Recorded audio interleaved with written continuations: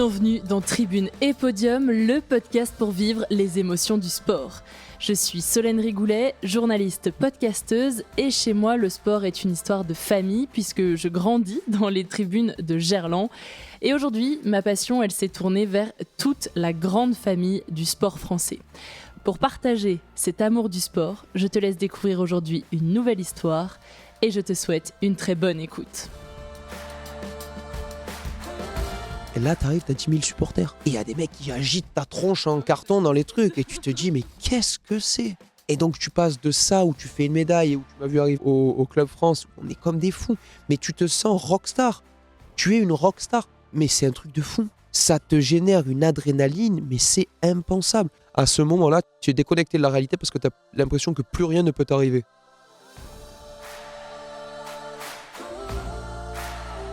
La première fois que j'ai vu mon invité du jour en chair et en os, j'ai hurlé le Kamehameha, les fans de Dragon Ball reconnaîtront. J'ai scandé des bravos pour le célébrer lui et l'équipe de France, et je l'ai hué aussi quand il a crié « Allez l'OM » sur la scène du Club France. Et tout ça, ça s'est passé en l'espace de 5 minutes, parce qu'en août 2024, mon mec il est volontaire aux Jeux de Paris, il est affecté au Grand Palais, là où se déroule la compétition d'escrime. Et pendant la semaine, il a une seule journée de libre. C'est le moment où je décide avec lui d'aller vivre la folie des Jeux au cœur du Club France. Donc on y passe la journée et la soirée. Et c'est ce jour-là que l'équipe de France masculine de sabre vient fêter la médaille de bronze obtenue la veille dans un grand palais en feu. Les sabreurs décompressent, font la fête. Et il y en a même un qui jette ses tatanes et ses fringues à la foule du Club France. Aujourd'hui, celui-là, cet énergumène est en face de moi. Je suis ravie de recevoir Sébastien Patrice dans Tribune et Podium. Bonjour Sébastien. Bonjour Solène.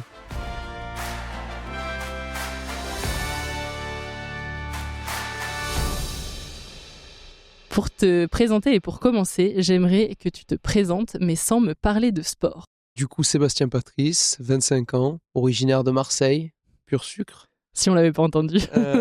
De parler de sport en étant marseillais, ça va être compliqué parce que du coup, je vais devoir oublier l'Olympique de Marseille.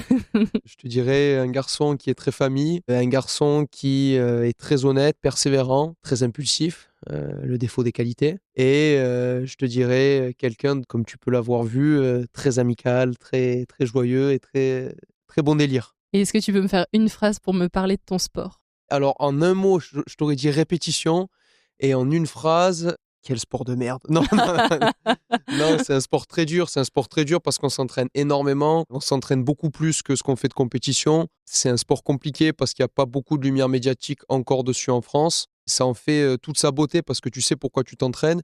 Mais d'un autre côté, tu n'as pas, je dirais, les lauriers. Tu récoltes pas les lauriers réels d'un sportif professionnel comme les gens qui ne sont pas dans le sport de haut niveau pourraient penser. Et en plus, dans le monde de l'escrime, il y a la complexité des différentes armes. Donc pour le grand public, c'est parfois un peu compliqué de comprendre et donc de médiatiser tout ça, j'imagine. Ouais, c'est ça. Tu as des règles qui sont compliquées. Comme tu l'as dit, nous, on a 3 armes à l'escrime, fleuret, épée et sabre. On a 2 armes de convention, donc le sabre et le fleuret. Des armes de convention, c'est-à-dire des armes de priorité. Si les 2 adversaires se touchent en même temps, c'est celui qui a la priorité qui marque le point. Et on a l'épée qui est une arme, elle, où il n'y a pas de convention, c'est freestyle, c'est les deux se touchent. Ça marque. Ouais, voilà, les deux se touchent, les deux ont le point. Donc celle-là, pour les spectateurs, elle est bien plus simple à comprendre. Ouais. Pour les autres, c'est un peu plus compliqué parce que je vais même te dire quelque chose. Je suis actuel numéro 3 mondial, mon frère est numéro 2. On peut, lui et moi, regarder une touche. Donc une touche, c'est un point. On appelle un point à l'escrime une touche. Pour regarder une touche tous les deux et avoir une opinion différente de la touche. Et pour autant, ces 2 opinions, elles peuvent être justifiées. C'est-à-dire que ces 2 opinions, elles peuvent être justes. Donc à partir de là, quand même les tops de la discipline n'arrivent pas à se mettre d'accord sur certains types de touches, tu imagines bien que les spectateurs, c'est un peu compliqué. C'est un peu complexe, ouais. Toi, comment est-ce que petit, tu découvres l'escrime et le sabre ? Alors, comme je te l'ai dit en introduction, moi je suis très famille. Moi, j'avais mon frère qui s'est lancé dans l'escrime un petit peu par hasard. On avait une maison de quartier à l'époque qui proposait des initiations sur plein de sports, judo, natation et escrime. Et mon frère a accroché sur l'escrime. Du coup, il a commencé à faire quelques petites compétitions à l'époque. C'était à l'échelle départementale, régionale. Et avec mon père, on allait le suivre quasi tout le temps. Pour pas dire tout le temps, parce qu'en réalité, je me souviens même pas d'un moment donné où on n'est pas allé le voir, tu vois. Et c'était un plaisir pour moi et mon père d'aller le voir parce que c'est quelque chose qui est très atypique, surtout quand tu viens de Marseille. Le sport national là-bas, c'est le foot, la pétanque. C'est surtout pas l'escrime. Ah non. Et du coup, on a pris du plaisir, et moi j'ai pris du plaisir à côtoyer ce sport à travers mon frère au tout début. Je me suis lié d'amitié avec son entraîneur qui deviendra par la suite mon entraîneur, et en lui disant des phrases bateau, ouais, l'escrime c'est un sport de filles. Et lui il m'a dit non, c'est toi qui as peur des sabres. J'ai dit je te prends au mot. Et donc il m'a dit bah, je te fais faire une initiation sur une compétition. Et il m'a expliqué, ça fait un petit lien avec ma manière d'escrimer qui est un peu atypique. Il m'a dit voilà, je te donne les 3 règles de base. Là, il y a une compétition départementale. C'est le dernier circuit départemental pour te qualifier pour les championnats départementaux. Tu n'as pas le droit de courir, donc tu n'as pas le droit de croiser les jambes. Tu dois toucher tout ce qui est au-dessus de la ceinture et tu peux toucher avec la pointe et le tranchant de la lame. Et du coup, moi, j'avais pas les fondamentaux, j'avais pas la manière de me déplacer. Et déjà là, tu commences à faire les petits sauts. Et déjà là, je commence. Ça part de là. C'est comme ça que j'ai commencé à faire des sauts. Trop bien. Et en fait, voilà, c'est resté. J'ai gagné la compétition. Je pense que tu vois, quand on est petit, on reste là où on se sent fort, là où on sent qu'on a de l'importance. Et du coup, je suis resté dans l'escrime. J'ai fait du foot en parallèle encore pendant 2 ans. Puis après, j'ai laissé tomber le foot pour aller sur l'escrime. Tu t'es vraiment mis à aimer ce sport-là ou c'était juste, en fait, vu que je m'en sors plutôt bien, je continue? Je pense qu'il y a des deux. Je pense que je me suis mis à l'aimer parce que je m'en sortais bien. Je pense que si je m'étais fait tabasser d'entrée, surtout quand t'es petit, tu vois, t'as pas cette notion de résilience et de persévérance. En général, quand t'es petit, t'es très impatient. Donc t'as envie que tout arrive de suite. Et moi, étant donné que je sais pas si c'est la chance ou le mérite, mais j'ai eu un certain talent qui m'a permis d'accrocher directement top petit niveau que j'avais. Et du coup, je suis resté là-dedans. Et puis, c'est vrai que je pense que même en étant tout petit, il y a un truc qui m'a parlé, c'est cette notion de cet aspect de sport individuel. Même si on a la connotation par équipe, et aujourd'hui, je suis médaillé olympique par équipe, donc c'est rigolo. Mais le week-end, j'allais jouer au foot. Moi, je jouais bien. Mes collègues, ils faisaient n'importe quoi. On perdait le match. Ouais. J'étais frustré alors que moi, j'avais bien joué. Et à contrario, les mecs, ils faisaient un foot du feu de Dieu. Moi, j'arrivais, je manquais, j'arrivais pas à prendre la balle au mec. Le mec, il traçait, il marquait, on avait perdu. Ça, c'était compliqué pour moi. Et par contre, avec cette notion de sport individuel, j'ai vite compris que c'était mon cul, désolé, mais qu'il allait falloir que je bouge sur la piste si je voulais gagner des compétitions et qu'il y a les personnes qui allaient me donner quoi que ce soit si j'étais mauvais le jour J. Tu te souviens quand est-ce que tu te mets un peu à rêver de plus haut niveau, tu vois? Parce qu'au début, tu démarres parce que ton frère en fait, mais au fur et à mesure, tu gravis les échelons et tu dois bien te prendre au jeu, quoi. Je serais un menteur que de te dire que j'ai toujours rêvé des Jeux Olympiques pour la simple et bonne raison que je pense que jusqu'à avoir un certain pied, même les deux dans le haut niveau, on ne peut pas comprendre ce que les Jeux Olympiques veulent vraiment dire, tu vois. Alors ça peut être un rêve d'enfant que de voir la cérémonie d'ouverture. Oui, je la regardais avec mes parents, la cérémonie d'ouverture, c'était sublime. Mais 10 minutes après, j'allais mettre Batman dans ma chambre et je voulais être Batman, tu vois. J'ai commencé vraiment à avoir des espérances pour le haut niveau qu'en fait, j'ai toujours été, quand j'étais petit, dans l'ombre de mon frère, tu vois. Donc en fait, lui, je le voyais exceller et gravir les échelons dans les catégories. Et moi, j'étais le mec qu'on appelait le petit Patrice. Mais ça me dérangeait pas parce que j'étais associé à mon frère et mon frère était quelqu'un de top. Donc finalement, quand tu es associé à quelqu'un qui est dans le haut niveau ou dans le petit haut niveau, moi, vas-y, continue de m'appeler le petit Patrice. Je kiffe. J'ai marché un peu dans son ombre jusqu'à, je dirais, peut-être mes 18 ans. Donc j'ai fait le club de Gemnos à côté de Marseille. Mon frère est parti dans le pôle France à Tarbes, dans le sud-ouest. Puis après, du coup, moi, ça a été mon tour d'y aller quand j'avais 15 ans, 15-16 ans. J'ai fait 2 ans là-bas. Et c'est vraiment là-bas que j'ai compris ce que c'était, tu vois, le haut niveau. J'ai commencé à intégrer des équipes de France cadets, juniors. J'ai fait mes premières médailles sur des grands championnats en individuel et en équipe. Et là, ça a été un tremplin pour moi dans ma carrière de haut niveau parce que du coup, j'ai été, je sais pas si on peut dire ça, mais recruté par l'INSEP, par les entraîneurs nationaux de l'INSEP à l'époque, Jean-Philippe Dorel, qui était le manager. Et là, je suis arrivé ici, j'ai vu des mecs qui avaient fait les Jeux Olympiques, des mecs qui avaient fait des médailles au championnat, des mecs qui... et puis même au-delà de ça, tu es dans le haut niveau, dans le plus haut niveau du sport français. Tu vois, je voyais... Puis tout le rappel, en fait, t'as des affiches partout. Puis t'arrives, il y a Teddy Riner au self. Tu vois ce que je veux dire? Il y a Teddy Riner au self. À partir de ce moment-là, tu vois Tony Yoka qui marche tu comprends ou pas le truc. Ouais. Tu te dis, là, voilà. Et moi, même si tu sais pas de quoi tu parles à ce moment-là, mais tu dis, ce sera moi un jour, ces mecs-là. Et c'est vraiment, je pense, à ce moment-là que j'ai vraiment commencé à me mettre en tête que je voulais exceller au plus haut niveau sans même encore réellement savoir ce que ça allait induire. Tu t'as parlé aussi de tes premières médailles dans le haut niveau, même si c'était en tant que jeune. Tu te souviens de ce que tu as ressenti quand tu portais cette tenue de l'équipe de France, que tu commences à performer à haut niveau, même chez les jeunes? Ouais, comme je te dis, j'étais toujours en fait, je voulais toujours faire comme mon frère. Et puis mon frère, quand je le voyais être en équipe de France, recevoir son pactage, avoir les bandes bleu, blanc, rouge sur le pantalon, rien que ça, pour moi, quand j'ai été sélectionné en équipe de France la première fois, je pouvais dire, et je ne cessais de le dire, je suis en équipe de France. Tu vois, c'était une fierté. Et puis, c'était aussi un clin d'œil à mon frère. Regarde, je suis comme toi. Et je m'en souviens. Et c'était un kiff. Moi, je me souviens quand j'arrivais à Marseille et que mon frère aussi redescendait de Tarbes, qui rentrait à Marseille pour les fêtes ou pour des vacances. Et que, je sais pas, moi, il allait voir ses collègues à Marseille qui sortaient. Moi, j'allais dans sa chambre, j'ouvrais le placard et je regardais le jogging de l'équipe de France. Tu vois, je me disais, un jour, ce sera moi, tu vois. Et donc, le premier souvenir que j'ai vraiment marquant, oui, c'est d'avoir intégré une équipe de France. Donc, j'étais cadet, j'avais, je crois, 17 ans. Et l'année d'après, j'intègre l'équipe de France junior.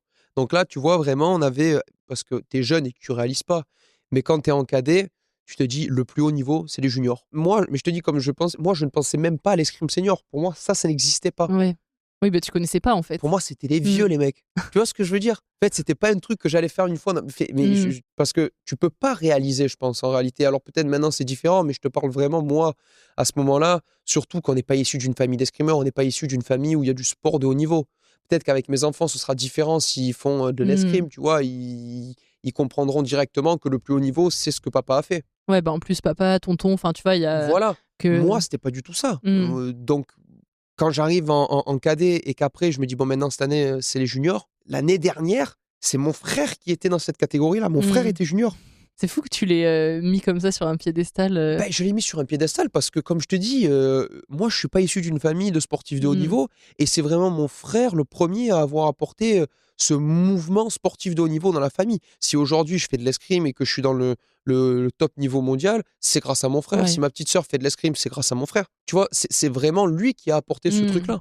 Quand j'arrive à choper ma première sélection en équipe de France junior, déjà, là, tu vois, je me dis, j'étais avec deux des 3 coéquipiers qui étaient en équipe de France avec mon frère l'année d'avant. Je me dis, tu vois, rien que d'aller là-bas, c'était un kiff. T'étais en équipe de France, t'allais à Sochi, en Russie, c'était mes championnats d'Europe junior. Après à Vérone, en Italie. Et je chope ma première médaille en événement international junior sur les championnats d'Europe. Je fais vice-champion d'Europe. Jusqu'en demi-finale, je prends pas grand monde. C'était des mecs un peu de mon niveau, tu vois, mais pas des cracks. J'ai un tableau plutôt sympa. Et puis j'arrive en demi, et là je tombe par contre sur le dieu des juniors, Lokanov, un russe qui a été champion du monde l'année d'avant, qui est numéro 1 mondial junior. Un peu le stress, quoi. En Russe, mais alors même pas. Ah ouais? En Russie, chez lui, j'ai rien à perdre. Et puis à ce moment-là, comme je te dis, je commence la compétition, j'ai déjà une victoire. Je suis en équipe de France. Je suis là où mon frère était l'année dernière. J'arrive en demi-finale. J'ai une deuxième victoire. Je suis médaillé au championnat d'Europe. Ouais. Pour moi, à ce moment-là, je suis riche comme Crésus. Et j'ai rien à perdre. Et je suis mené 14-8 ou 14-9. Et je remonte tout. Et je gagne 15-14. Et là, ouais, c'est la première fois où là, tu vois, c'est vraiment la première sensation importante de victoire à l'international. Et puis après, un mois après, on ira au championnat du monde à Vérone, et où là aussi je ferai vice-champion du monde en perdant sur lui du coup en finale, et j'étais mené pareil 14-9 et je remonte tout jusqu'à 14-13 et bon après je perds, mais voilà, c'est vraiment là, tu vois, que ça a été un tremplin pour moi dans ma carrière. Et puis comme quoi, tu vois, quand t'es relâché, que tu mets pas de pression et tout, finalement ça peut être aussi des clés de réussite, quoi, parce que... Ouais, et puis c'est facile de pas se mettre de pression quand t'es outsider, quand t'as jamais rien fait, quand personne ne t'attend, quand t'as tout à gagner, rien à perdre. Ouais. Moi, je perdais, je faisais premier tour. Enfin, bon, ça faisait chier, mais... T'avais la tenue équipe de France. J'avais la tenue équipe de France, et puis c'est surtout qu'à ce moment-là, j'étais pas attendu pour faire autre chose que des résultats moyens plus. C'était pas moi, même dans l'équipe de France, c'était pas moi qu'on attendait à ce moment-là. C'était Comme je te dis, il y avait deux des 3 coéquipiers qui avaient été l'an passé avec mon frère en équipe de France. Ces mecs-là, ils ont fait podium sur toutes les épreuves de Coupe du Monde sur la saison régulière juste avant les championnats. C'est ces mecs-là qui ont la pression, qui doivent performer. Moi, je dois juste kiffer. Je dois juste kiffer.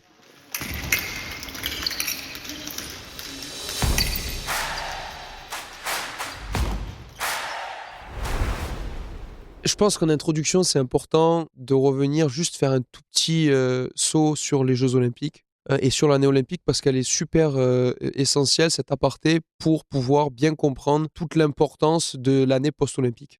L'année olympique, c'est une année olympique à Paris. C'est les Jeux olympiques en France. C'est mes premiers Jeux olympiques. Le matin, je me réveille, je vais à l'entraînement, je passe à côté du Carrefour, je vois la devanture du Carrefour, partenaire des Jeux olympiques de Paris 2024. Le camion poubelle qui passe, partenaire des Jeux olympiques de Paris 2024.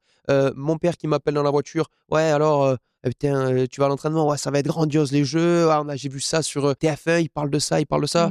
Je raccroche, je poste une story sur Instagram, mon meilleur ami qui commente.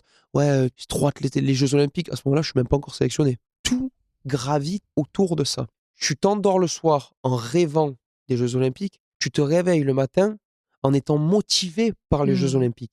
Tu es forcé de monter dans le train ou de laisser passer. Il n'y en a pas deux. C'est soit tu le prends pas le train et tu n'arriveras pas à rattraper le wagon d'après parce que ça va être trop compliqué et parce que la pression va te fracasser. J'ai eu la chance d'être, et je tiens à le souligner, d'être superbement entouré par mon entraîneur qui est toujours mon entraîneur actuel, Vincent Stett, par mon coéquipier Maxime Pianfetti, avec qui justement j'ai fait toutes mes années en équipe de France jeune, et par mon frère. Sans cet entourage, on aurait tous explosé les uns avec les autres. Et donc c'est une année rythmée, mais à 3000 à l'heure. Tu peux même pas imaginer ce que c'est. Tu penses constamment à ça.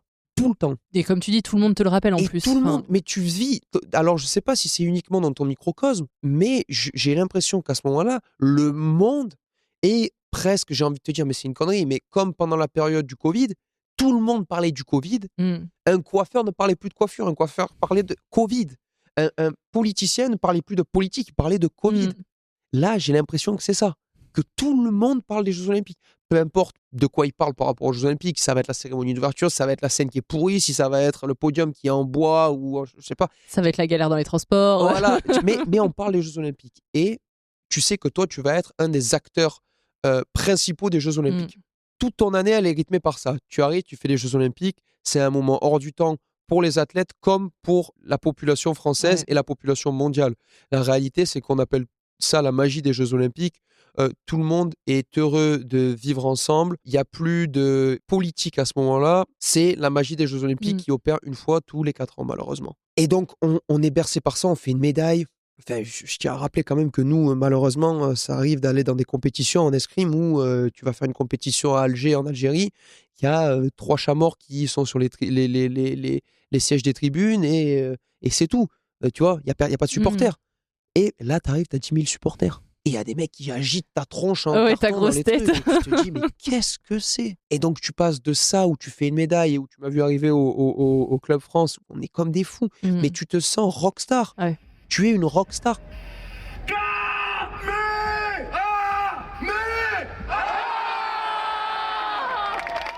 Mais tu sais, après, j'ai regardé plein de podcasts, d'interviews, de médias, de retours sur expérience de pop stars ou de personnalités publiques qui ont côtoyé ou qui côtoient régulièrement les grandes foules. Ces mecs-là disent que c'est une drogue, mais je le pense. Ah, mais tu vois, pour préparer cet enregistrement, j'ai revu les vidéos que moi j'ai faites de vous au Club France, de l'équipe. Et en fait, je me suis dit, ces mecs, c'était des rockstars, tu vois. Oui. Et je comprends le truc de la drogue parce qu'en fait, de recevoir autant d'amour d'un coup, c'est inhumain presque. Ça te génère une adrénaline, mais c'est impensable. À ce moment-là, et c'est mon frère qui l'a dit, et c'est tellement vrai. À ce moment-là, tu as l'impression, tu es déconnecté de la réalité parce que tu as l'impression que plus rien ne peut t'arriver. C'est-à-dire que tu vois, tu es dans ta vie de tous les jours, tu vas avoir un mec qui va t'accrocher la voiture, 3 fois rien, c'est du matériel, mais ça fait chier parce que tu dois aller au garage, tu dois faire le constat, l'assurance, ça casse les pieds. Là, il peut m'exploser la voiture, je m'en fous, je suis médaillé olympique à Paris, mon pote. Je peux me tomber, me péter le bras, ça fait chier. Je suis médaillé à Paris, mon pote, je rentre chez moi, j'ai la médaille, elle est sur la table. Tu vois ce que je veux dire ou pas? Ouais, non, mais je comprends. Donc on part en vacances avec mon frère, avec mes meilleurs amis, on fait ça. Mais je te dis, c'était un truc, mais je m'en souviendrai toute ma vie. C'est un truc que en plus, je venais à peine de me mettre avec ma meuf à ce moment-là, qui elle aussi est une sabreuse hongroise qui a fait les Jeux Olympiques. La vie est parfaite. C'est pas vrai, parce qu'il y a toujours plein de petits problèmes du quotidien, mais tu ne les vois pas, parce qu'il y a les Jeux Olympiques et la magie des Jeux Olympiques. On arrive en septembre après l'été, où il y a mon frère qui se marie. Enfin, je te dis, c'est un truc de fou. Il y a tout qui s'aligne, quoi. Rien se passer à ce moment-là. Je suis immortel. Et puis, la réalité, c'est que le temps, c'est quelque chose, ton meilleur allié, mais ton pire ennemi. Le temps, il est incompressible. Le temps, il avance, que tu le veuilles ou pas. On arrive en mi-septembre, début octobre, et là, tu vois tes collègues qui, eux, n'ont pas fait médaille aux Jeux Olympiques. Ils étaient très heureux pour toi. Attention, ils ont kiffé en vacances aux États-Unis, le mariage de ton frère et tout, ils ont kiffé. Mais ils sont repartis au boulot. À 8 h du matin, tu vois, ils sont au boulot. Et puis, il recommence à faire froid à Paris. Puis les gens sont de nouveau grognons. Et puis, les gens sont de nouveau grognons. Et puis, tu allumes la télé, c'est plus les Jeux Olympiques, c'est et qu'est-ce que l'extrême d'entre elles dit, et qu'est-ce que les LFI disent, et blablabla. Et tu prends ton téléphone, et tu dis, ah, qu'est-ce que je vais foutre? T'arrives plus à te trouver d'objectifs? T'en as plus. T'en as plus qui seront aussi importants que les Jeux Olympiques à Paris. Domicile, C'est ça le truc. Tu dis, bon, allez, je vais aller faire des courses, je vais mettre à la cuisine. On va kiffer un peu parce que je peux pas reprendre d'entrée. J'ai eu tellement de. Ce serait pas intéressant de reprendre maintenant.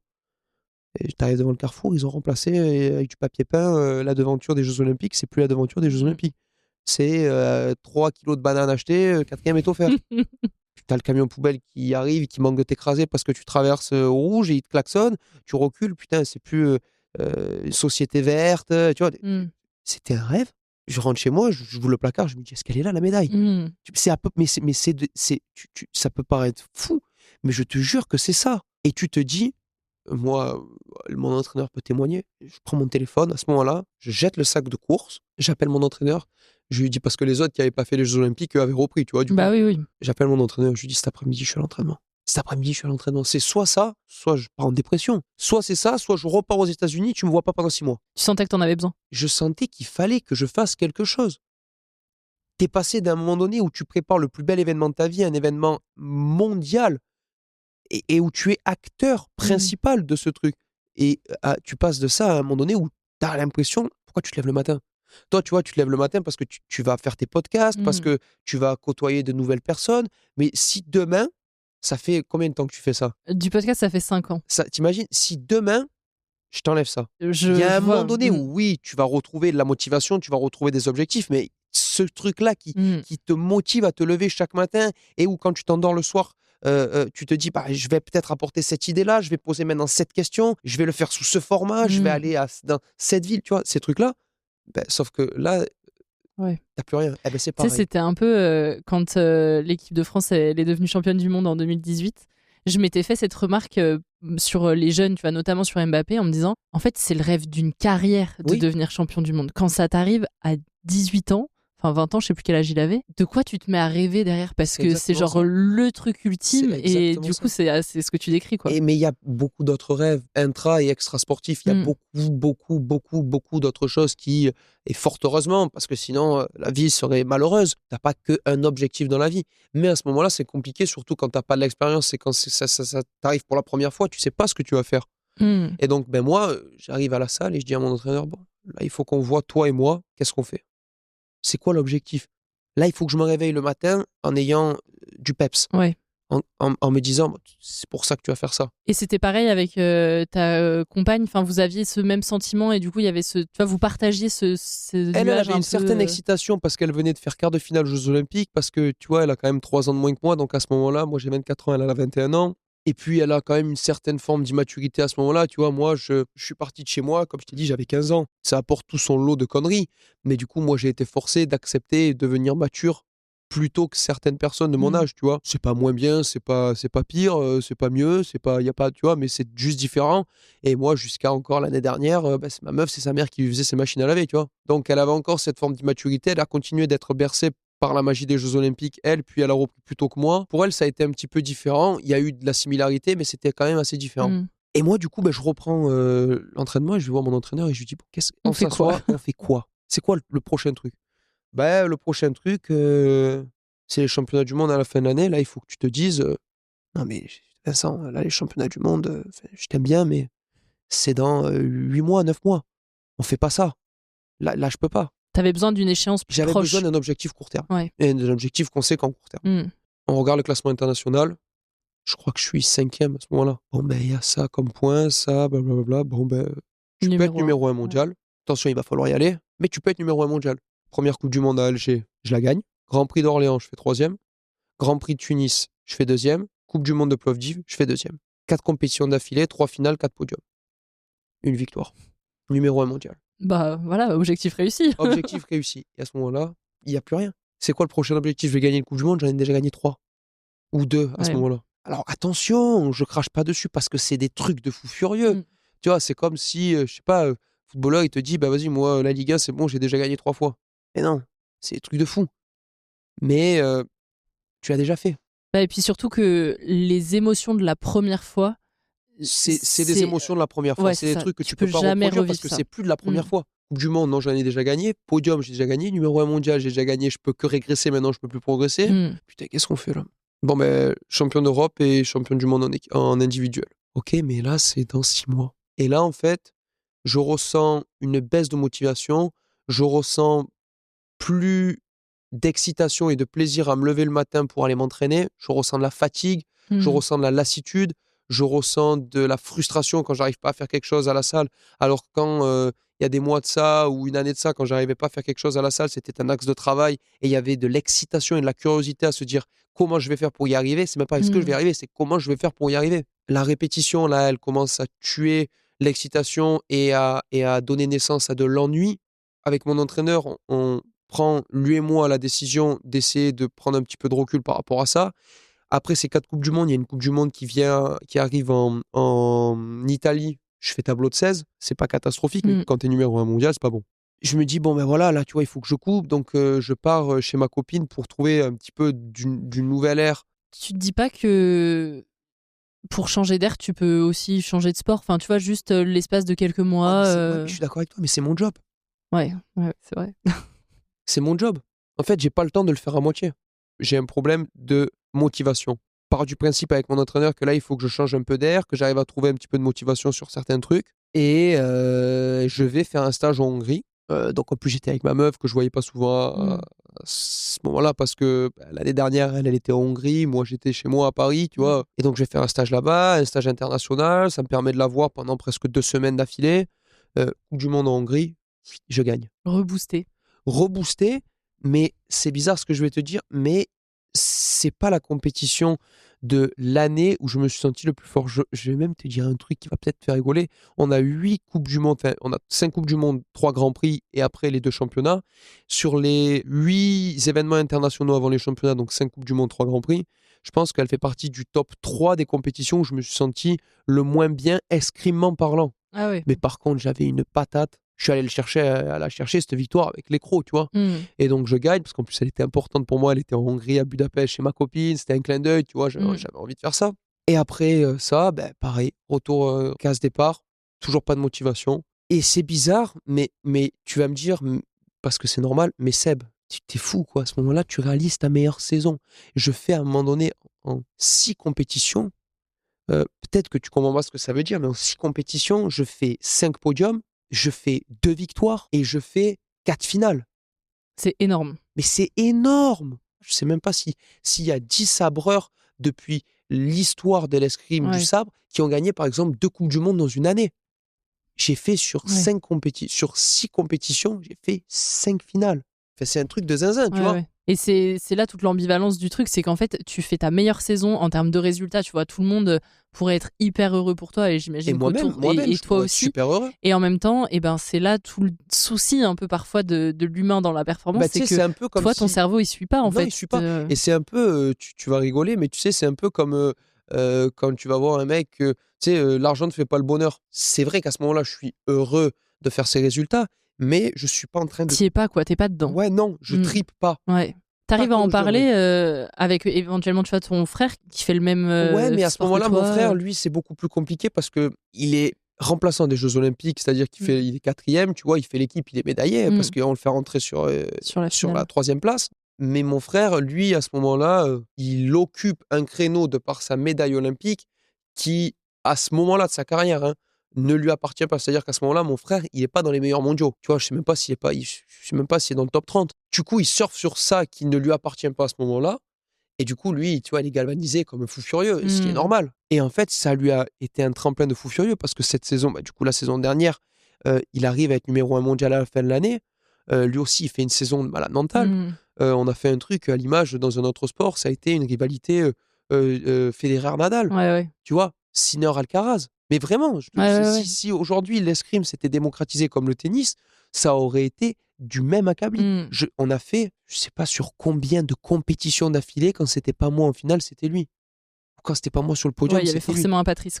Ouais, mais même les influenceurs d'escrime qui ont des comptes influence escrime repostaient ça. Ils disaient mais quand est-ce que ça s'arrêtait la série? Tu vois, c'était un truc qu'on comprenait pas sur le moment, mais c'était un truc de fou. Et quand est-ce que toi tu reprends le goût en fait à tout ça, parce que j'ai l'impression que ça prend du temps. Je le reprends pas parce que j'arrive à un moment donné où j'ai mes meilleurs résultats, mais du coup je kiffe plus, du coup je suis dans une spirale un petit peu infernale parce que j'ai pas l'expérience qui peut m'aider parce que j'ai jamais vécu ça. Du coup je broie un peu du noir. Je me dis bon, mais vu que je kiffe plus, il va falloir que j'essaie un petit peu de m'en détacher pour essayer de créer un manque et pouvoir prendre du plaisir sur quelque chose. Sauf que finalement c'est une erreur parce que du coup tous les automatismes que je développe par de la répétition au quotidien, il n'y a plus de répétition, donc il y a moins d'automatisme, donc je vais en compétition, je me sens moins fort, donc dans ma tête, je pense que je suis aussi moins fort, et je me vois moins fort que ce que je suis en réalité, je me fais taper, c'est un cercle vicieux, et du coup je me fais taper, je me dis putain mais ça me gonfle, en fait j'ai repris trop tôt, du coup j'en ai encore moins envie, du coup je prends tu vois, et j'arrive au championnat d'Europe et championnat du monde. Championnat d'Europe, je suis pas prêt, justement à cause de cette erreur d'expérience, tu vois, de prendre du recul par rapport à ça. Je perds en tableau de 16. Je fais une préparation pour les championnats du monde qui, à ce moment-là, avec les armes qu'on avait, elle est 10 sur 10. Tu vois, je peux rien dire, je peux pas me plaindre. La préparation, je finis ma préparation. Je suis pas back à mon prime, mais je suis back à faire une médaille. Je me dis, bon, on va y aller. Je me fais taper en tableau de 32 sur un Russe. Je fais le plus mauvais résultat de ma saison sur les championnats du monde. Ouais, tableau de 32, c'est pas l'objectif, quoi. Non, j'étais numéro 1 mondial avant les championnats du monde. Et je finis mon année en étant numéro 3 mondial. Donc, j'ai pas réussi à être numéro 1 mondial à la fin de l'année. Pas de médaille sur les championnats d'Europe en individuel. Pas de médaille sur les championnats du monde en individuel. On avait gagné 3 Coupes du Monde sur 5 en équipe. Ça aussi, exceptionnel. Ouais. Exceptionnel. Pas de médaille au championnat d'Europe en équipe. Pas de médaille au championnat du monde en équipe. Idiotement, le bilan de ma saison, quelle merde. Ouais. Mais pour autant, c'est la meilleure saison que j'ai fait depuis le début de ma carrière sportive. Tu m'aurais dit, tu vas faire un jour ce nombre de podiums, de finales, de victoires dans ta carrière sur la même saison. J'aurais dit, mais dégage. Tu me vends du rêve. Moi, je suis pas un rêveur. Moi, je suis un travailleur, moi. Et c'est pour ça que, tu vois, j'ai voulu parler de ça parce que c'est quelque chose qui pour moi, a eu beaucoup plus d'importance et de profondeur que l'année des Jeux Olympiques. Ouais. C'est une année qui est, s'il y a un mot qui la définirait, c'est paradoxal. C'est la meilleure saison, mais c'est la saison dans laquelle je suis le plus déçu. Et qu'est-ce qu'elle t'a appris? Si elle t'a appris quelque chose. Elle m'a appris, évidemment, parce que sinon, du coup, c'est vraiment un échec. Et aujourd'hui, je le vois plus comme un échec. Je le vois comme, je pense, une de mes plus belles leçons d'apprentissage depuis le début de ma carrière. Et puis, tu sais, on dit souvent que le sport de haut niveau, c'est l'école de la vie. Donc, je le vois aussi sur comme quelque chose qui pourra m'aider dans ma vie, dans mon après-carrière et qui m'aide, tu vois. Aujourd'hui, j'essaie de trouver du plaisir dans plein de petites choses qui sont en lien ou non avec l'escrime. Ma vie n'est pas uniquement rythmée par l'escrime, mais pour autant, j'ai conscience de l'importance qu'a l'escrime dans ma vie.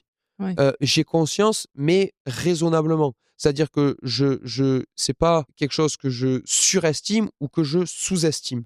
Ça me permet d'être à l'entraînement de manière plus légère. Ça me permet d'être beaucoup plus open au niveau de la communication avec mes entraîneurs et du coup qu'on se dirige, eux et moi, dans un objectif commun.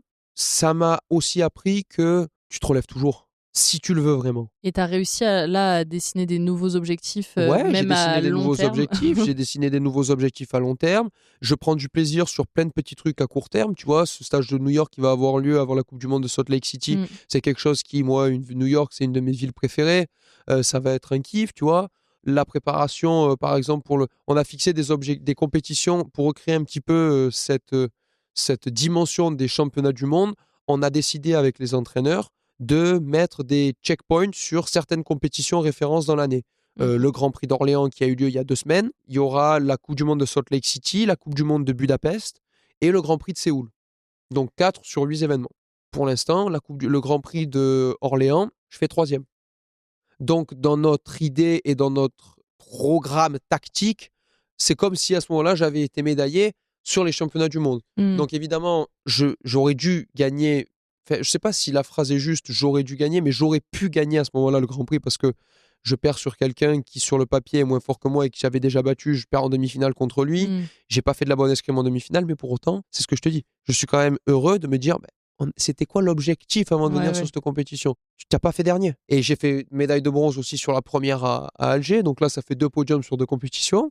Pas mal. C'est pas mal, mais je suis plus dans le truc de me dire, voilà, je suis sur une série, il faut pas que... Tu vois, j'essaie d'écarter au maximum les éléments qui sont pas essentiels et primordiaux à mon ascension pour être champion du monde ou champion olympique. Tu vois, c'est pas quelque chose qui est important pour moi de faire une série de podiums. C'est plus autant important. C'est un bonus. Si je le fais, c'est cool. Si à la prochaine compétition, je perds en 16 et que il y aura des nouveaux axes de travail, il y aura plein de choses, tu vois, mais je vais pas me dire putain, fais chier, là, la série de podiums, elle est à l'eau. Je m'en fous. Je m'en fous complètement. Ça m'a appris à relativiser sur beaucoup de choses qui me prenaient de l'énergie et qui me prenaient du temps l'année dernière, tu vois, et qui aujourd'hui me laissent de l'énergie en plus pour pouvoir performer.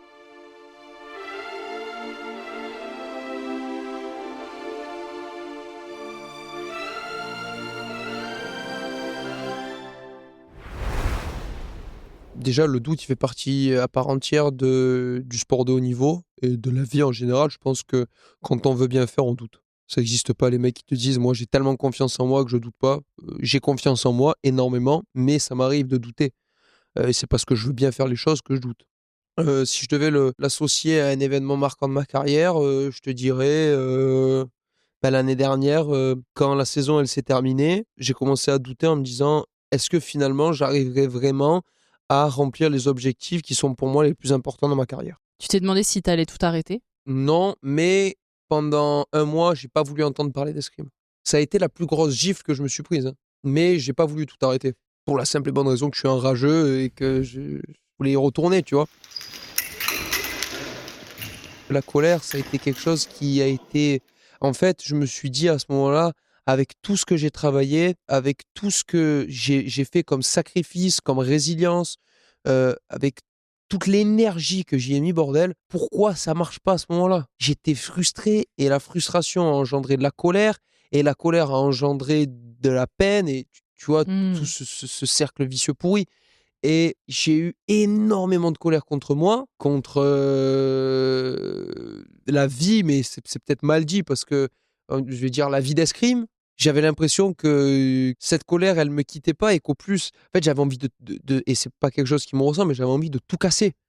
J'avais envie de tout casser, j'avais l'impression que c'était la seule chose qui allait me soulager. C'est le sang chaud, ça. C'est le sang chaud, mais c'est surtout une connerie parce que c'est même pas c'est pas vrai.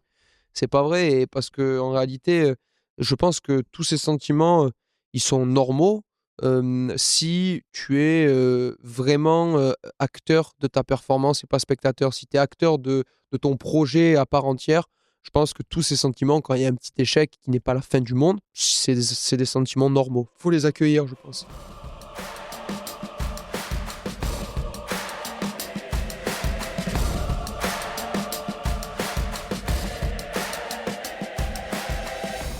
T'as beaucoup parlé de ton frère, notamment sur le fait que tu l'avais idolâtré quand t'étais plus jeune, etc. et que c'est lui qui t'inspirait beaucoup. T'étais content qu'on te compare à lui, quoi. Ouais. Aujourd'hui, vous êtes encore tous les deux en équipe de France, si je me trompe pas. Comment tu vis ce quotidien-là où, en fait, vous êtes en compétition aussi dans votre métier, tu vois? Ouais, on a une concurrence qui est très saine parce qu'elle nous tire vers le haut. Tu vois, on se nivelle pas vers le bas en disant, comme beaucoup d'autres font, ah putain, lui, il a perdu, bon, tant mieux. Alors moi, si au moins je fais juste un tout petit peu mieux que lui, de tous les cas, il s'est fait exploser dès le premier tour. Moi, je fais deuxième tour, bon, je suis devant lui.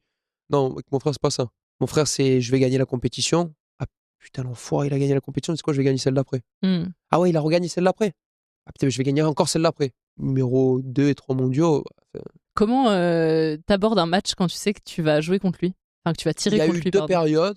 La première période, c'est quand mon frère était pas dans le top escrimeurs mondiaux. Donc moi, c'était compliqué parce que en termes de fraternité pure et dure, le grand frère qui se fait botter le cul par le petit, ça le fait pas trop. Du coup, j'avais du mal à m'exprimer à mon réel niveau quand je le rencontrais en compétition et du coup, il me battait parce que j'arrivais pas, tu vois, à mettre cette notion de fraternité de côté parce que j'étais plus fort que lui. Et vient le moment où il éclot où il arrive, lui, à faire partie des meilleurs mondiaux et où là, lui et moi, on parle la même langue. Quand on se met en face, on se salue, on parle lui et moi la même langue. Là, il n'y a plus de... Tu vois.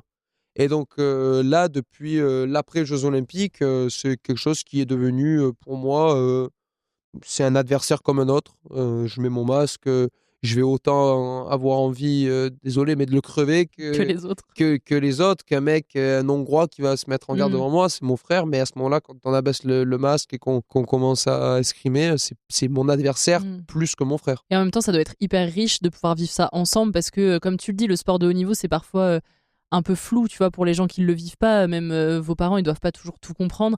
Là, de pouvoir vivre ça ensemble, à la fois les émotions positives, négatives, enfin, ça doit être assez fou, quoi. Ouais, bah du coup, après, ça a ses avantages et ses inconvénients. C'est parce que tu en parles tout le temps aussi. Il n'y a pas de moment donné où tu coupes. Tu vois, mes parents, ils en parlent tout le temps. Puis quand c'est pas mes parents, c'est mon frère. Puis quand c'est pas mon frère, moi, j'essaie d'en parler quand même bien moins, tu vois. Donc ça a ses avantages parce que du coup, on connaît nos peines, on connaît l'importance de nos réussites. On parle, comme je t'ai dit, lui et moi, la même langue. C'est-à-dire on est là l'un pour l'autre, peu importe le moment, et on sait comment se parler, quand ça va bien, mais quand ça va mal. Après, des fois, c'est un petit peu aussi dur parce que tu n'arrives pas trop à couper. Mais c'est une chance, attention, c'est une chance. Puis il y a ma petite sœur aussi dans le lot. Donc ça nous permet aussi de pouvoir partager avec elle nos expériences réciproques avec mon frère. On espère que ça lui apporte plus que ce que ça lui enlève. J'ai quelques questions en revenant sur les Jeux de Paris, parce que du coup, nous, le public, c'est là qu'on a découvert ta technique qui est devenue un peu célèbre. Alors, il y en a qui parlent de l'oiseau, d'autres du kangourou, bon, peu importe, c'est ta technique à toi, quoi. Et tu l'as dit que c'est venu un peu au début, parce que quand on t'a donné les 3 consignes de l'escrime, il y avait ne pas courir et ne pas croiser les jambes, donc du coup, ça marche. Comment, au fur et à mesure, tu l'as travaillé pour déstabiliser aussi tes adversaires? Comme je t'ai dit, j'ai commencé l'escrime en faisant ça. Du coup, ça a été beaucoup de ressenti, feeling et freestyle. Et puis est venu le moment donné où j'ai dû le perfectionner parce que qui dit freestyle dit certaines choses à peaufiner dessus pour que ça soit vraiment une arme encore plus redoutable et pour que tu contrôles cette arme-là. Parce que finalement, si tu te fies que au ressenti et qu'au feeling, le jour où tu ressens pas le truc, c'est marrant. Ouais. Moi, non, je me suis dit à un moment donné, on va le peaufiner. Et puis, à force de le répéter, j'ai développé des automatismes. J'ai vu ce qui marchait moins avec cette technique et ce qui marchait bien. Ce qui marchait bien, j'ai continué à l'améliorer. Et ce qui marchait un peu moins, j'ai essayé de le gommer. Je te dirais que aujourd'hui encore, continue de l'améliorer. J'ai l'impression que c'est une amélioration sans fin dans tous les cas, mais Et aujourd'hui, tu as des adversaires qui te récupèrent ta technique? ouais, j'en ai eu pas mal qui ont imité le truc, mais même au-delà de mes adversaires, des petits qui, après les Jeux Olympiques, tu vois, j'ai eu leurs parents qui m'ont vu sur certaines compétitions, venus me voir en me disant, ouais, mon fils s'est mis à sauter comme toi, ou même des coachs, tu vois, des entraîneurs qui me disent, putain, mais après les Jeux Olympiques, il y a eu un boost de licenciés dans beaucoup de Ouais. fédérations. Du coup, nous, il y a les petits escrimeurs qui arrivent et qui sautent, alors avant de savoir faire des matchs, les mecs, ils sautent. Donc ça, tu vois, c'est drôle, c'est rigolo, c'est bien pour eux, ça a mis peut-être en lumière un petit peu notre sport à ce moment-là aussi. Et moi, j'ai pas fait ça pour faire le buzz ou quoi que ce soit, tu vois, c'était vraiment moi. Et je pense qu'à ce moment-là, tu as plus de pression que d'avoir envie de faire le buzz, quoi. Et au jeu, rien à voir avec la technique, mais quand vous jouez ce match de la 3e place, c'était prémédité de mettre le maillot de l'OM et de le Non, dévoiler sous la verrière non, du il y en Grand a Palais? beaucoup qui ont dit ça. J'ai un t-shirt pour chaque match de compétition parce que tu transpires et puis Ouais. parce que tu as du temps d'attente entre chaque match.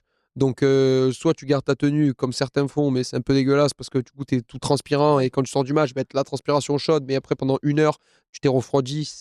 C'est pas bien, tu vois. Donc, moi, en fait, j'aère ma tenue, je change de t-shirt et pour tous les matchs à médaille, j'ai les maillots domicile extérieur de l'OM. Et du coup, c'était à ce moment-là, j'enlève ma tenue parce que je suis heureux, tu vois. Et j'avais le maillot de l'OM et je m'étais même pas dit que ça allait être repris. C'était pas un pied de nez à Paris, quoi. C'était Non, vraiment. c'était même pas une pied. Non, même pas. La vérité, non, c'était même pas un pied de nez à Paris parce que non, parce que en vrai, Mais c'est tout juste que t'as simplement, toujours fonctionné comme j'y ai ça. pas pensé.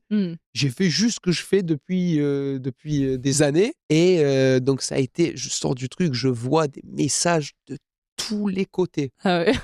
Des messages, des rotags, des ce que tu veux, et jusqu'à même recevoir un message de Pablo Longoria, le président de l'Olympique de Ah ouais, Marseille, qui carrément. m'envoie un message et qui me dit félicitations d'avoir d'avoir représenté nos couleurs pendant les Jeux Olympiques. On serait très heureux de vous recevoir au Stade Vélodrome. Waouh. Tu devais être fier un peu. Ah ouais, bah là, c'est un rêve. Je dis à mon père, quand je suis petit, qui m'amène pour la première fois au Stade Vélodrome, tu verras un jour, papa, je foulerai la pelouse du Stade Vélodrome. Là, du coup, j'ai été invité au Stade Vélodrome. Bon, pas pour être footeux, mais... T'as fait le coup d'envoi sûrement, non? Non, non, parce qu'on était pas mal d'athlètes. Alors, c'était prévu qu'on fasse le coup d'envoi. C'était quelque chose qui aurait été possible, mais le problème, c'est que là, on a été trop sportifs en même temps. Du coup, tu sais, je crois, il y avait un mec de Toulon qui faisait du rugby et qui a fait médaille d'or, je crois. Médaille d'or, le rugby à 7, ouais. Il y avait un mec qui a fait médaille d'argent ou médaille de bronze au BMX. Okay. Tu sais, ils ont fait le 1, triplé, 2, 3. Ouais. Il y avait Chirine Boukli, judo, qui a fait médaille de bronze et championne olympique en équipe mixte. Ouais. Donc voilà, t'avais quand même pas mal. Il y avait mon frère, on était pas mal. Donc c'était un peu compliqué d'envoyer je sais pas combien d'athlètes sur coup d'envoi, quoi. Bah, t'y retourneras. Bah, j'y suis retourné pas mal de fois déjà. Oui, mais pas sur la pelouse. Non, pas encore. On arrive aux 2 dernières questions du podcast. La première, c'est si tu pouvais changer de vie avec un athlète, quel qu'il soit, quelle que soit sa pratique, son sport ou quoi, le temps d'une journée, tu choisirais qui et pourquoi? Alors, c'est plutôt la vie qu'il avait avant qui m'aurait fait kiffer. Conor McGregor. Moi, je suis un fan des sports de combat et du coup de MMA. Je m'attendais à ce que tu me donnes un Marseillais. Non. Alors oui, j'aurais pu te donner... Non, mais là, tu vois, vraiment, il y a ce côté de discipline individuelle au MMA qui vraiment prend tout son sens avec ma philosophie. Le mec, il est parti de zéro. Il a été détenteur de 2 ceintures dans 2 catégories différentes en simultané. C'est lui qui a mis en lumière son sport avec toutes ces punchlines iconiques qu'on connaît. Il est allé dans la boxe, il est allé dans plein de trucs, tu vois. Et puis, il a créé son empire, le mec. Voilà, si je devais changer une vie, je te dirais avec lui. Mais honnêtement, ma vie, elle me va tellement. Je suis tellement heureux et pour rien au monde, je voudrais changer ma vie. Et enfin, dernière question, à quel athlète est-ce que tu aimerais passer le relais pour faire le même exercice que toi ici dans Tribune et Podium? Conor McGregor. Non, du coup... Ok, ça va être un sacré challenge. Je te dirais mon frère, tiens. Je serais curieux de savoir comment il pourrait retracer son parcours. Ouais, je te dirais mon frère dans la discipline de l'escrime. Après, dans une discipline autre que l'escrime, j'ai un pote à moi qui fait de la boxe. Hugo, gros, lui aussi, ça pourrait être sympa. Il fait de la boxe, ça pourrait être sympa qu'il puisse raconter un petit peu son parcours. Je pense que ça serait sympa. Et très bien, c'est noté pour les 2. Je les attends à ce micro. Merci à toi pour ton temps, pour ton témoignage. C'était hyper riche de pouvoir parler de tout ça. Merci beaucoup.